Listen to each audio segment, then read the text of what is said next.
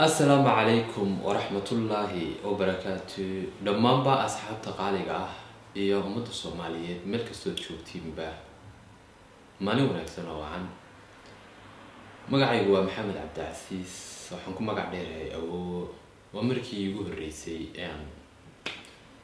idin soo hor fadhiisto ama aan social media isticmaalo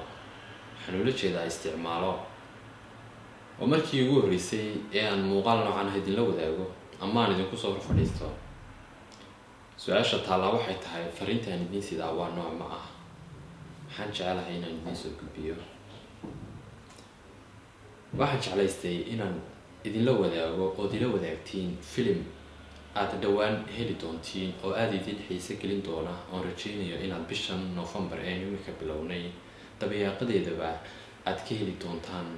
dhamaanba bartan social media iyo dukaamo kala duwan oo aad ka heli doontiin bartan shaashada goob kasta oo aad ka heli kartaan filimka shaashada idin hortaala ayaad ka heli doontiin filimkan oo aan aad iyo aad rajaynayo oo filayo inuu dhamaantiin ba idin xiiso gelin doono gaar ahaan dhalinyarta afka Soomaaliga aan ku hadal ama uu ku adeeg yahay ee ku dhalatay qurbaha sababtoo ah filimkani waa filim ku baxaya luqadda Englishka subtitle-kiisuna yahay luqadda France waa filimkii iigu horeeyay ee aan markaasi anigu director ka ahay ama qoraa sida aad u taqaaniin waana isla filimkii ugu horeeyay ee aan dubistiisana lahaa isla anigu waxaan rajaynayaa inaan noqon filimkii ugu dambeeyay markaasi ee aan anigu qoro ama aan director ka noqdo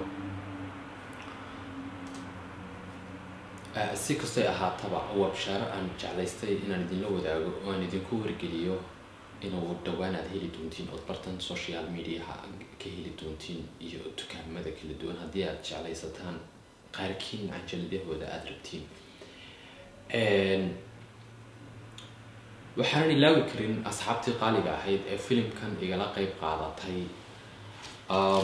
waqtigooda qaaliga ah isiiyay ee markaasi aniga ila wadaagay hawshan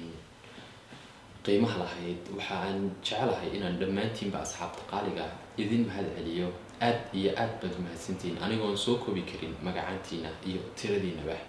waxaan leeyahay aad iyo aad ayaad u mahadsantiin asxaabta qaaliga ee hadda sida tooska ah noo daawanaysana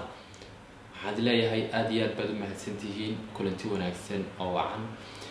inta aynu dib iska arkayno fariintan iyo fariinta xigtaba inta aynu ka kulmayno waxaan leeyahay assalaamu calaykum waraxmatullaahi wabarakaatu nabaday